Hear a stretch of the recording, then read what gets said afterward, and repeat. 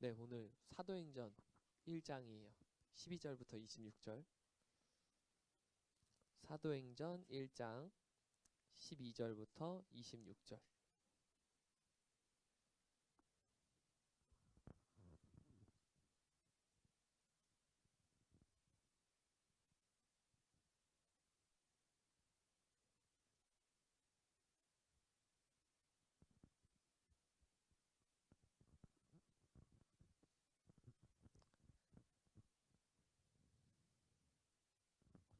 사도행전 1장 12절부터 26절.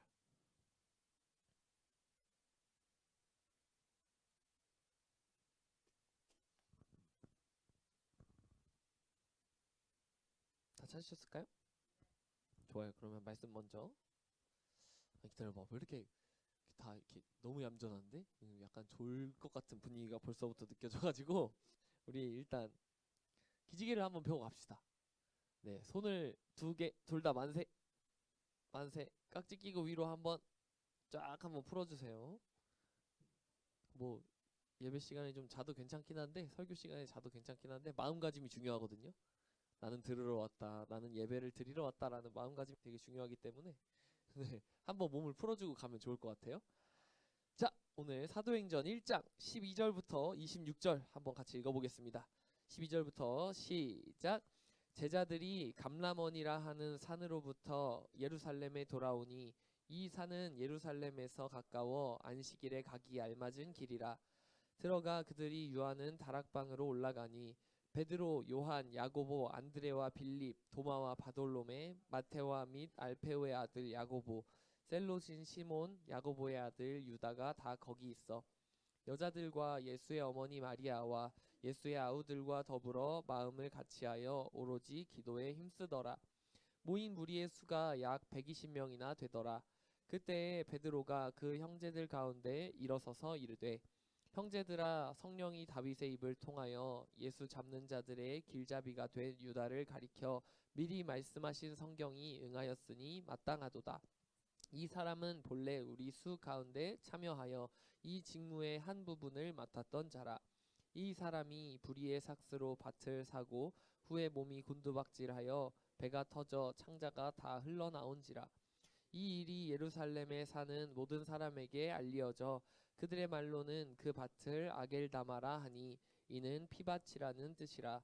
시편에 기록하였으되 그의 거처를 황폐하게 하시며 거기 거하는 자가 없게 하소서 하였고, 또 일렀으되 그의 직분을 타인이 취하게 하소서 하였도다. 이러함으로 요한의 세례로부터 우리 가운데서 올려져 가신 날까지 주 예수께서 우리 가운데 출입하실 때에 항상 우리와 함께 다니던 사람 중에 하나를 세워 우리와 더불어 예수께서 부활하심을 증언할 사람이 되게 하여야 하리라 하거늘. 그들이 두 사람을 내세우니 하나는 바사바라고도 하고 별명은 유스도라고 하는 요셉이요 하나는 마띠아라. 그들이 기도하여 이르되, 뭇 사람의 마음을 아시는 주여, 이 두 사람 중에 누가 주님께 택하신 바 되어 봉사와 및 사도의 직무를 대신할 자인지를 보이시옵소서.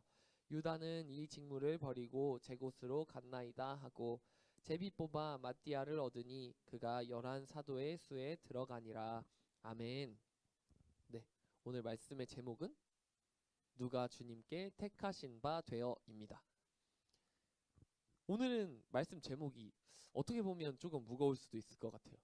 제가 여러분 나이 때 만약에 전도사님이 나와서 이 얘기를 한다면 콧방귀를 꼈을 것 같아요. 어? 다 신학하라고? 다 목사님 되라고? 그런 얘기인가? 근데 오늘 제가 하고자 하는 이야기는 그런 게 아니라, 여러분은 모두 하나님께 택한 받은, 하나님이 선택하신 하나님의 자녀입니다. 오늘 말씀을 통해서 그 사실을 조금 더 자세히 알아보도록 할게요. 오늘은 그 12 제자 중에 배신한 제자가 하나 있었던 거 아세요? 가룟 유다라는 사람이 있었죠. 그 사람이 없어졌기 때문에 한 명의 새로운 리더를 뽑아서 무너진 교회 공동체를 다시 세우는 이야기가 나와요. 또 이 이야기를 통해서 공동체의 회복을 넘어서 한 사람의 신앙이 무너졌을 때 다시 일어나는, 다시 일어서는 방법에 대해서 함께 나누어 보려고 합니다. 지난 시간에 예수님께서는 정말로 이제 사람들 눈에 더 이상 보이지 않게 되셨어요. 그리고 부활하신 예수님은 제자들 눈앞에서 하나님 나라로 이렇게 올라가셨죠. 제자들은 아마 비상사태였을 거예요.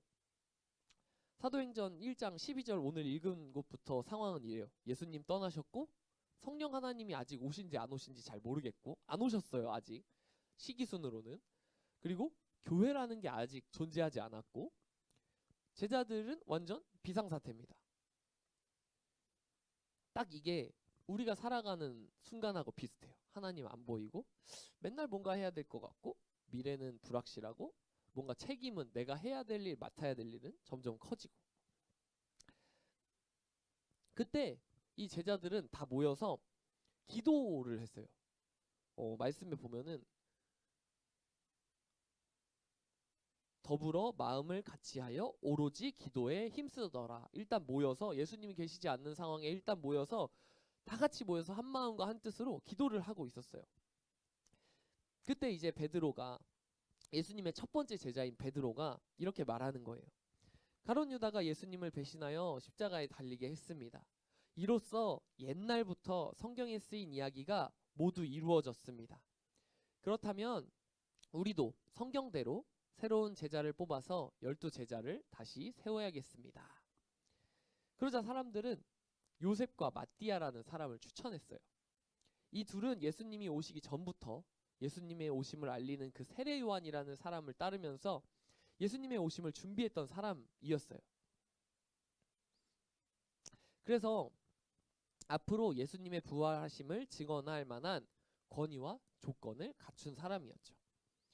모인 사람들은 새로운 제자를 뽑기 위해서 다시 기도했어요. 그런 다음에 제비뽑기를 해가지고 마띠아라는 사람을 다시 12제자로 세웠어요. 여기서 이 제자 한 사람을 뽑아서 다시 교회를 이루어가는 이 곳에서 정말 중요한 포인트가 하나 있어요. 제자들이요, 성경책에 보면 제자들이 한 명이 도망갔어요.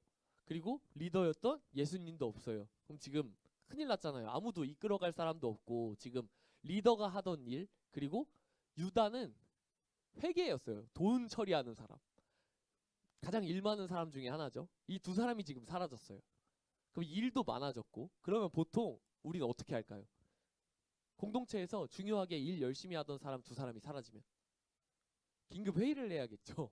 근데 성경책에 그렇게 나와 있지 않아요.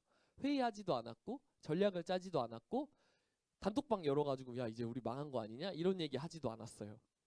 기도부터 했어요.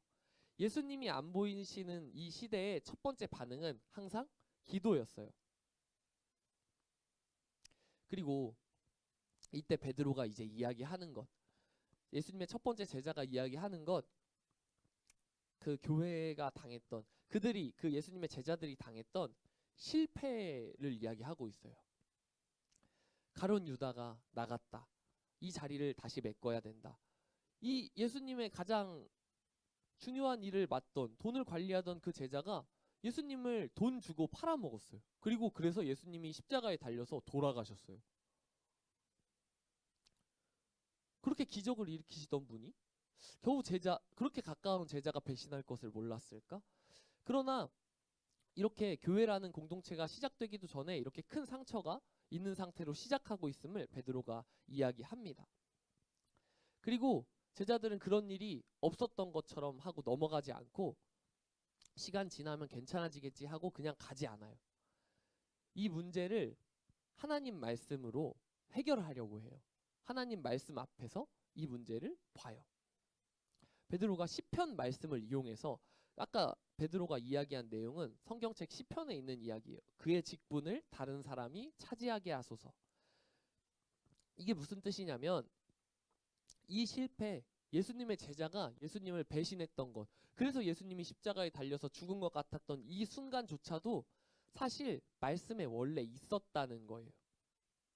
실패했는데 끝나는 게 아니라, 무너졌는데 하나님 계획에 밖에 있었던 일이 아니라, 하나님이 우리와 함께 하지 않으셔서 그런 실패가 일어난 게 아니라, 우리가 보기에 엉망인 것 같아도 이게 다 말씀대로 이루어지고 있다라는 그 뜻이에요.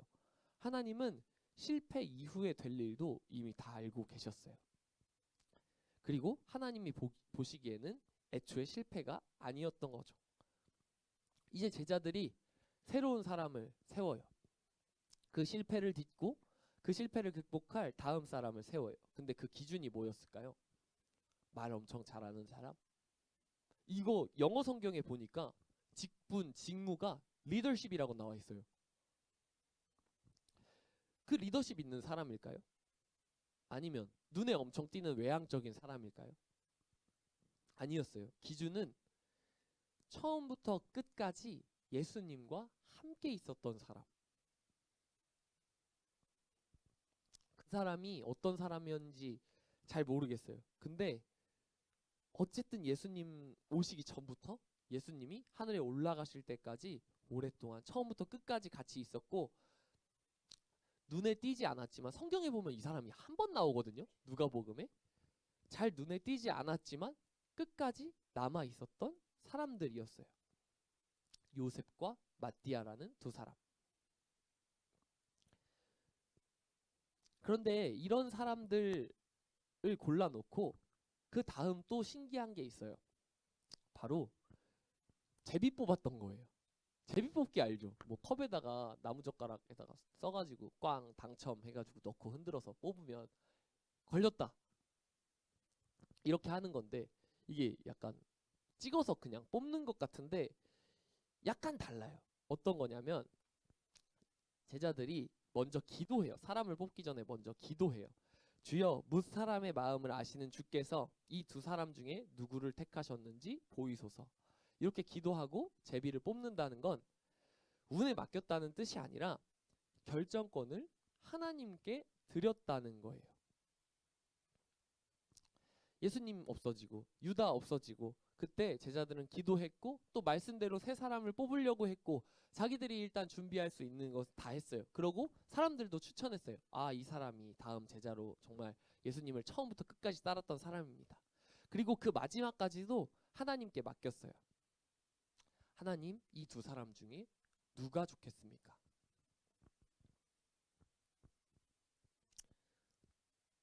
오늘 말씀에서 제가 잡았던 포인트는 그거였어요.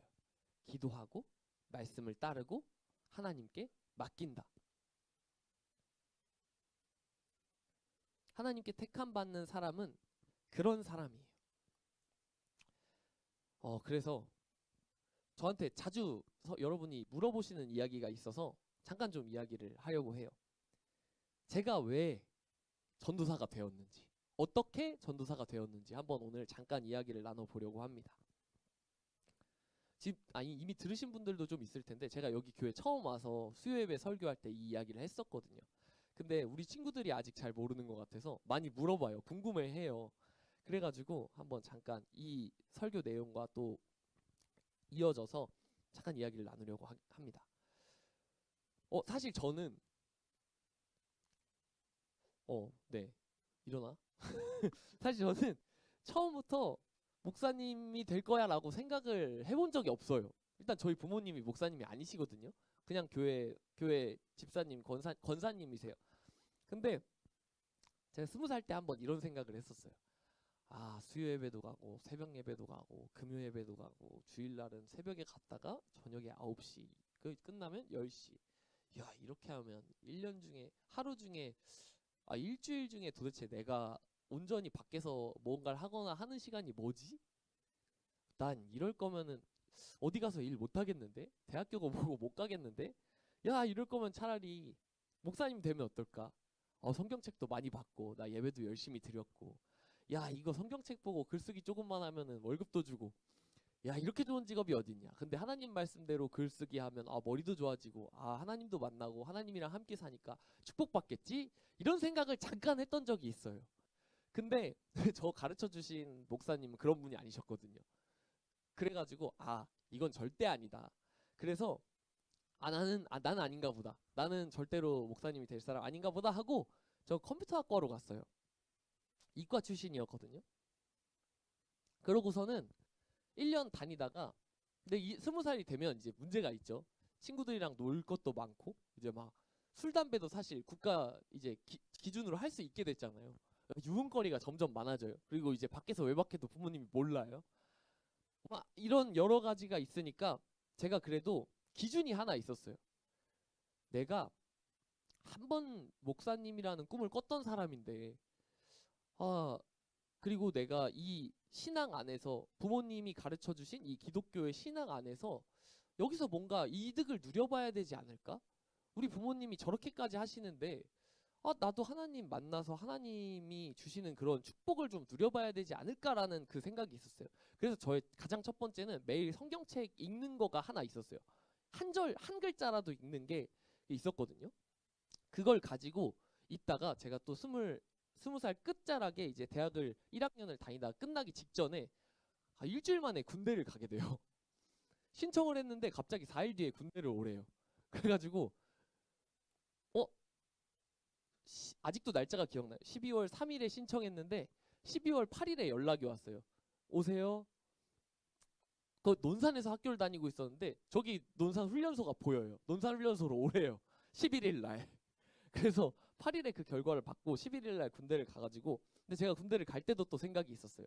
여기서 절대로 시간을 버리지 말아야겠다. 그리고 정말 그리고 나는 여기 가서 내 자아 정체성을 확실히 확립해야겠다.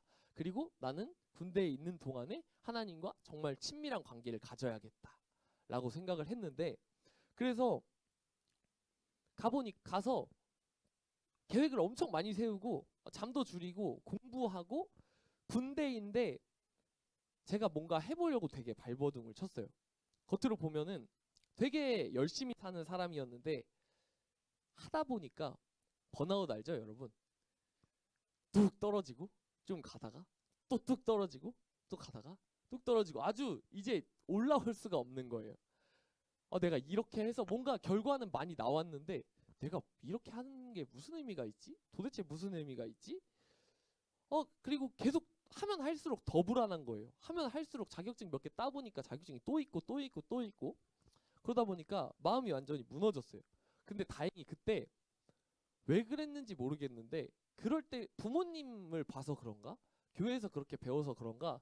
제가 성경책을 엄청 봤어요. 이게 그냥 성경책 뇌 빼고 이렇게 읽고 있으면은 마음이 편해지더라고요. 그래서 처음에는 1장씩만 읽다가 나중에는 3장씩 읽다가 10장씩 읽다가 나중에는 그냥 시간으로 읽었어요. 1시간씩. 그래서 군대에서 한번 제일 많이 읽은 게 1년에 두 번 반 읽었어요. 성경책을. 공부하기 전에 가장 먼저 하는 게 성경책 읽는 거였거든요. 근데 이렇게 하면서도 또 그리고 거기서 또 일이 또 여러 가지 있었어요. 제가 스트레스 받아서 지금 여기서 몸무게가 한 18kg가 빠져가지고, 제가 키가 178인데 몸무게가 58kg까지 떨어져요. 신경쇠약으로. 그때 여자친구랑 헤어져가지고 군대에서 400일 동안, 저 첫 여자친구였거든요. 그 여자친구가 군대에서 400일 동안 사귀었던 여자친구가 저 병장 이제 저녁 30일 남았는데 헤어지자는 거예요. 멘탈이 땡. 그때 그러고 제가 부사관을 신청을 해가지고 6개월 군생활을 더 했어요. 직업군인으로 진급을 해가지고. 근데 이제 거기서 그 시간 동안에 제가 이제 의지할 게 없잖아요. 나 열심히 해봤는데 다 해봤는데 뭐 그러다가 되게 큰 상도 받고 그랬는데 이제 멘탈이 아예 나가가지고 더 이상 아무것도 못 하겠는 거예요. 그래서 거기 강원도 인제라는 곳에서 교회가 맨날 비어 있어요. 군대 교회라서. 그래서 빈 교회 목사님이랑 친하니까 빈 교회 가가지고 그냥 놀았어요. 그 찬송가 이거 큰 거 펴놓고 기타 그냥 조금 치고 피아노 그냥 뚱땅뚱땅 도레미파 누르고 그냥 계속 찬양 부르고 드럼 조금 치고 악기도 3개나 있지. 성경책도 잔뜩 있지. 그래서 성경책 조금 읽고 찬양하고 성경책 읽고 하다 보면 한 3시간이 갔어요. 그러고 한 10분 기도했나? 제가 기도하는 건 별로 잘 안 좋아해가지고 그랬는데 어느 날 제가 그때 딱 시기가 겹쳤어요. 성경책을 다 읽다가 마지막 끝에 요한계시록을 보는 날이었는데 요한계시록을 다 읽고 왔는데 교회에서 기도하려고 기도하기 전에 일단 요한계시록을 다 읽고 성경책 끝났다. 기쁜 마음으로 교회에 가서 또 찬양하려고 노래 연습하려고 앉았는데 그 요한계시록 내용이 자꾸 떠오르는 거예요. 요한계시록에 보면 막 지옥 같은 그런 모습이 있거든요. 막 용암이 터져 나오고 땅이 다 녹아 풀어지고 이런 내용들이 있는데 그게 동영상처럼 막 이렇게 약간 보이는 거예요. 약간 느껴지는 거예요. 그래서 근데 그때 기도하려고 앉았더니 너무 뭐가 무서운 거예요. 내가 오늘 죽으면 천국에 갈 수 있을까? 그래가지고 그때 제가 기도를 했는데 이렇게 기도했어요. 하나님, 제 자유의지를 걷어주세요. 지금 이대로 살면 절대로 천국에 못 갈 것 같습니다. 차라리 하나님 뜻대로 살게 해주세요. 이렇게 기도를 했는데 혹시 이거 듣고 무슨 느낌이 드세요? 이런 기도가 무슨 기도인지 아세요? 부장님이 방금 말씀해 주셨는데 교회에 조심해서 해야 할 기도 중에 하나가 있어요. 서원 기도라는 건데 하나님하고 쇼부 보는 거예요. 하나님한테 저 이렇게 할 테니까 이거는 좀 반드시 들어주세요 라고 하면 들어주시는 경우가 굉장히 있어요. 하나님하고 강하게 약속을 하는 그런 기도거든요. 그러니까 그리고 그 중에서도 이제 자유의지를 걷어가세요. 하나님이 우리한테 자유의지를 주셨는데 하나님 떠날 수 있을 때까지 자유의지를 주셨는데 제가 거기다 대고 그런 거예요. 그리고 저는 이 기도가 사실은 옛날에 목사님들한테 배우기로는 목사님 되는 기도라고 알고 있었어요. 아, 나는 이제 제 뜻대로 안 살겠습니다. 하나님 뜻대로만 살겠습니다. 하는 그런 나를 하나님께 바치는 그런 기도였어요. 아, 서원 기도가 원래 하나님께 나를 바치는 기도예요. 그래서 제가 이거를 기도를 앉아서 교회 장의자에 앉아서 기도를 하다가 아, 하나님 제 자유의지를 걷어가세요. 기도하고서는 눈을 갑자기 번쩍 떴어요. 내가 지금 무슨 기도를 하는 거지? 그러고 웃으면서 자리에서 일어났어요. 그러고 그냥 집에 갔어요. 부대 숙소로 가버렸어요. 아닌데 나 아닌데 나 컴퓨터 사이버 보안 열심히 해가지고 나 외국 가서 교수할 건데 막 이러고 있었는데 그러고 기도를 하고 가가지고 근데 계속 그게 일주일 동안 계속 신경이 쓰이는 거예요. 이 기도가 계속 신경이 쓰이고 그때 제가 몇 개월 만에 성경책을 한 번을 또 다시 읽었어요. 이 요한계시록을 다시 보려고. 근데 제가 고지식한 면이 있어가지고 성경책을 보려면 거기만 보는 게 아니라 앞에서 다 봐야 돼요. 그래서 한 4개월 만인가 성경책을 또 다시 다 보고 그랬더니 요한계시록이 또 보여요. 그래서 제가 마음이 너무 복잡해가지고 교회에 가서 처음으로 철야기도라는 걸 해요. 그 교회에서 자면 새벽 내내 밤새고 기도하는 거. 근데 저는 그렇게까지는 아니고 교회 비어 있으니까 군대 침낭 들고 가가지고 그냥 똑같이 그냥 찬양하고 성경책 좀 보고 놀다가 누워서 기도하다가 잤는데 기도할 때 그때 이렇게 기도했어요. 하나님 저도 모르게 그렇게 기도했는데 저 모르겠습니다. 제가 신학을 하고 제가 목사님이 될 수 있을지 없을지 모르겠습니다. 근데 혹시 제가 고향에 갔는데 우리 담임 목사님이나 원로 목사님이 저한테 신학을 하라고 하시면 제가 일단 가보겠습니다. 신학과에 가보겠습니다. 그리고 목사 안수 받아서 목사님 될 때까지 해보긴 할 텐데 혹시 중간에 조금이라도 안 될 것 같으면 저 그냥 안 하겠습니다. 그건 하나님이 알아서 하세요. 이렇게 기도하고 그냥 잤어요. 그러고 며칠 뒤에 제가 마지막 이제 병사 마지막 휴가를 나가는데 그게 또 여름 우리 맨날 1년마다 여름에 부흥회를 하는데 제가 맨날 교회에서 열심히 하는 청년이니까 가서 또 열심히 일을 하려고 갔죠. 작업복을 갖추고 까까머리로 딱 갔어요. 근데 할아버지 목사님이 저를 교회 중앙 저기서 불러요. 갑자기 여기 옆에 앉으래요. 가서 친하니까 평생 저를 보신 저희 친할아버지 같은 분이니까 가서 앉았어요. 근데 갑자기 제 허벅지에 손을 이렇게 올리시더니 협성 신학과 가자 이러시는 거예요. 제가 그래가지고 근데 그 많이 어른이세요. 지금 80세가 넘으셨는데 제가 한 번도 그분 말을 이렇게 끊거나 해본 적이 없는데 협성 신학대 이런 거예요. 나도 모르게 대답할 생각이 없었는데 그래서 제가 그때 그 8월 초였는데 그때가 딱 제 생활기록부 마지막으로 대학 입시를 또 쓸 수 있는 때였어요. 그래가지고 입시를 쓰고 넣고 원래 다니던 학교 자퇴를 1년 수료하고 자퇴를 하고 그렇게 지내다가 2월 달에 이제 아직 2월 초에 이제 아직 전역하기 전에 휴가 내고 또 나와가지고 까까머리로 면접을 봐서 협성대 신학과에 들어갔어요. 그러고 6년을 다니고 근데 3학년 때 제가 여기 온 거예요. 3학년 때 이제 여기 와서 벌써 5년째 여기 이렇게 있습니다. 그리고 이제 올해 대학원도 넣었어요. 대학원 2년 하고 나서 3년 이제 수련 목회자 하고 나면 시험을 봐서 목사님이 될 수 있어요. 아직 가는 중에 있는데 제가 보기에 지금까지 오면서 보기에 저 이제 도망갈 데가 없어요. 아마 목사님이 될 것 같아요. 그렇게 제가 됐는데 그런 와중에도 문제는 제가 하나님을 그렇게 완전히 의지하지 못한다는 거예요. 저 여러분한테 하나님 전하는 사람이잖아요. 성경책에서 그거 찾는 사람이잖아요. 근데 똑같아요. 예전에 살던 거랑 크게 다르지 않아요. 여전히 하나님 저도 잘 안 보이고요. 잘 안 보이는 게 아니라 안 보이고요. 안 계신 것 같고요. 하나님 나 안 도와주시는 것 같고 하나님이 복 안 주시는 것 같을 때가 대부분이에요. 사도행전 1장 오늘 우리가 들었던 이야기도 그런 거예요. 실패하는 공동체, 보이지 않는 하나님, 불안한 미래, 그곳에 있는 평범한 사람들. 근데 이 사람들의 특징이 그거예요. 기도했고 말씀대로 움직였고 결정을 하나님께 맡겼어요. 이게 우리 기독교인들이 살아가야 할 그거예요. 오늘 이 말씀이 우리에게 이렇게 물어요. 지금 내 인생에서 빠진 자리가 무엇이냐? 무너진 부분을 그냥 덮어놓고 가고 있지는 않느냐?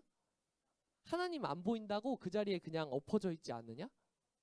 그리고 이렇게 말씀하세요. 내가 너희를 택하여 보냈노라.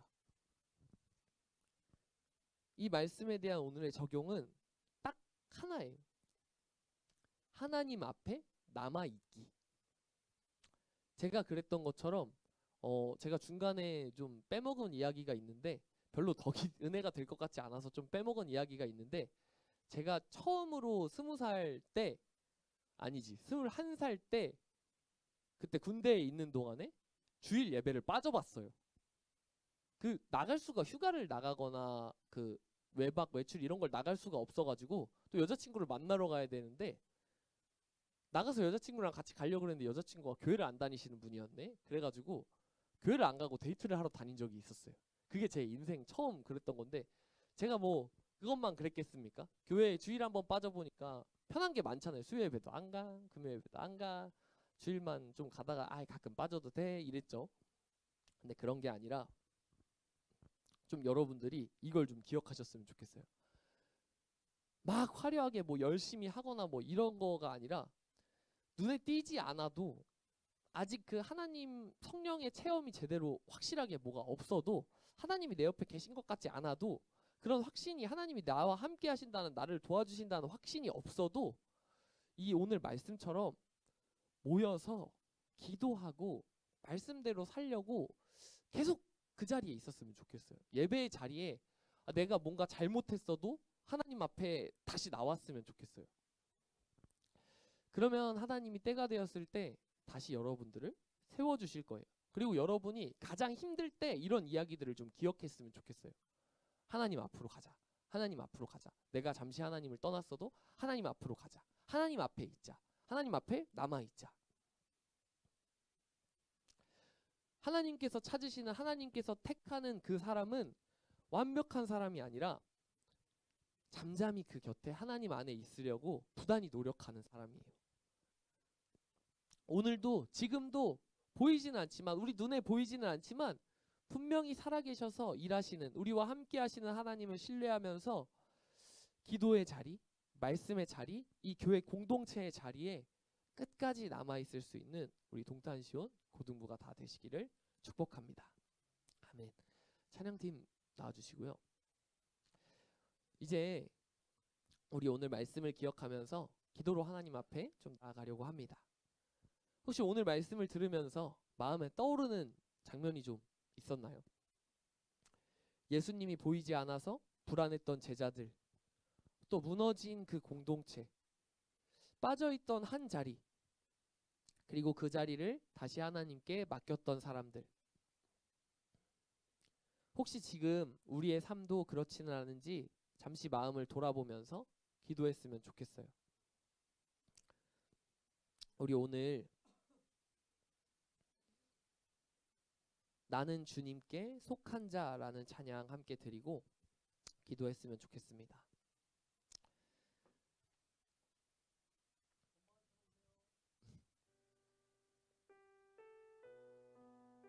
이 찬양 가사가 그래요. 이 땅의 내 삶이 비록 버겁더라도 주의 선하심 나 믿으며 가리.